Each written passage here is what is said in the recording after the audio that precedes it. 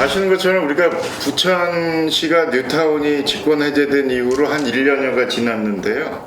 이제 10월 말이면은 뉴타운 해제 구역의 도시계획이 이제 재정비가 됩니다. 근데 중요한 것은 이제 도시계획이 재정비되더라도 내가 살고 있는 집이 비가 새고 막 코름하고 이러면은 이것을 고쳐서 살아야 되는데 그 고쳐서 살 수 있는 데에 어떤 방법이 있냐, 이게 이제 핵심이겠죠. 우리가 복사골 제로주택이라고 얘기한 것은 새로 집을 짓는데 또는 지금 있는 집을 개량 보수하는 데에 거기 살고 계시는 분들이 추가적인 돈을 안 내도 집을 새로 마련할 수 있도록 해보자라는 겁니다. 근데 그게 어떻게 가능하냐? 일단 땅이 공공에서 공급되면 가능합니다. 그래서 우리 시가 갖고 있는 채비지라든지 아니면 집주인이 자기 땅을 내놔가지고 그거를 합쳐가지고 일정한 규모 이상으로 집을 짓는 거죠. 그러면 본인이 들어가서 살 집을 하나 만들어내고 거기 들어가는 비용은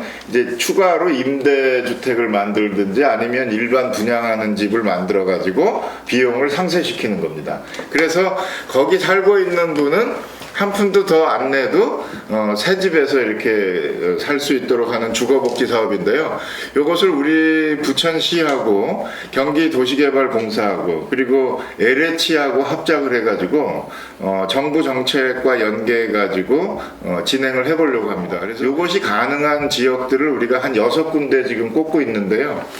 그 6군데를 일단 시범사업으로 순차적으로 진행을 해봐가지고 일반 우리 시민들이 우리도 저렇게 하면 되겠구나 이렇게 좀 판단할 수 있는 사업을 우선 좀 모델하우스 격으로 먼저 좀 진행을 하려고 준비하고 있는 거죠. 그래서 제로라는 것은 말 그대로 추가 분담금이 제로, 그리고 개발을 하면은 이제 거기 살던 사람이 이제 이사를 가거나 쫓겨나는 경우가 많았는데 그렇게 이사 가는 사람이 한 명도 없게 하겠다 그래서 제로, 이런 의미에서 제로주택 이렇게 명칭을 진 겁니다. 그러니까 뭐 늦어도 다음 달이면은 1차 사업 대상지를 좀 발표할 수 있을 것 같아요.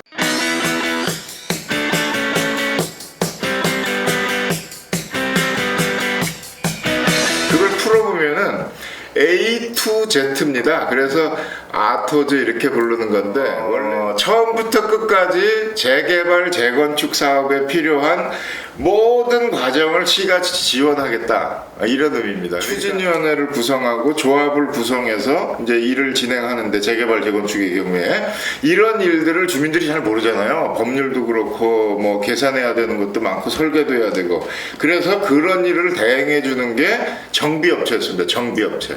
그런데 이 정비업체의 문제가 뭐냐면 어마어마한 비용이 든다라는 겁니다. 어떤 조합은 막 100억이라는 데도 있고 뭐 많으면 한 8, 90억 쓴 데도 있고, 이런 좀 이해할 수 없는 일들이 우리 재개발 재건축 과정에 있었습니다. 그래서 경험 많은 공무원들이 추진위를 구성하는 단계에서부터 분양하는 단계까지 그 재개발 재건축에 필요한 모든 전 과정을 맞춤형으로 지원해 드리겠다라는 의미에서 이제 A to Z, 아토즈 지원단, 이렇게 이제 문을 연 겁니다. 아토즈 지원단을 통해서 그동안 이제 해산도 안 되고 진행도 안 되고 이런 그 재개발 문제에 좀 돌파구를 열어가려고 하는 거죠.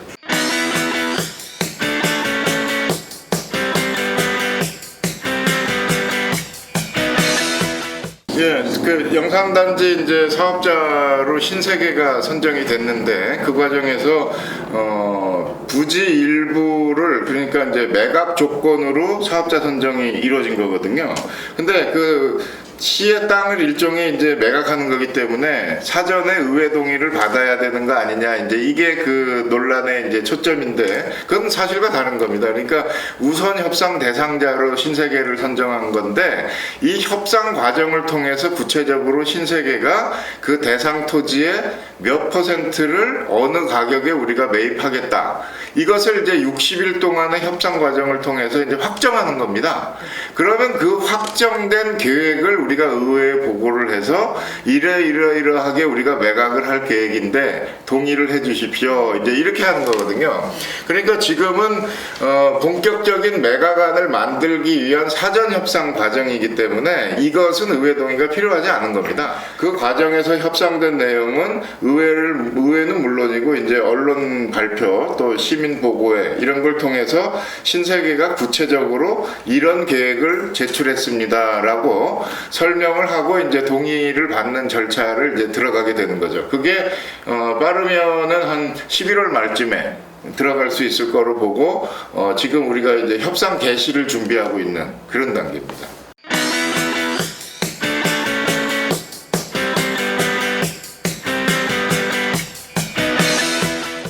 처음에는 이제 우리가 그 영상단지 사업자 선정 공모 과정에서 아파트를 넣을까 말까 굉장히 고민을 했습니다. 근데 결국은 넣었는데 그것은 이제 의무사항이 아니고 선택사항으로 넣었습니다. 그러니까 개발 사업자가 사업성을 보강하는데 아파트가 꼭 필요하다 그러면은 선택할 수 있다. 이렇게 이제 제시를 했는데 신세계에서는 아파트를 짓지 않겠다라는 안으로 이 공모에 응했습니다. 그래서 아파트는 이제 신세계와 우리의 협상 과정 최종적으로 결과가 나오겠지만 애초에 아파트를 짓지 않겠다고 제안했기 때문에 영상단지 내에 아파트는 없는 거로 생각해도 되죠.